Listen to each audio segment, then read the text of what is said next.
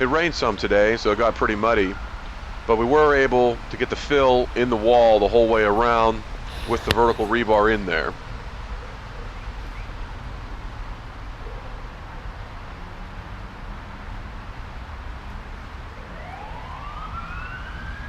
These last two courses of block we did not do on the curbside, so we get the earth mover in to level out the dirt for the pad base.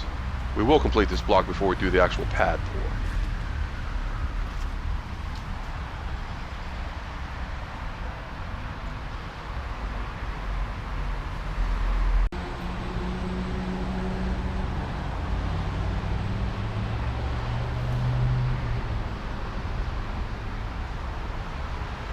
This concrete fill in the block foundation will provide additional strength and reduce the risk of cracking over time.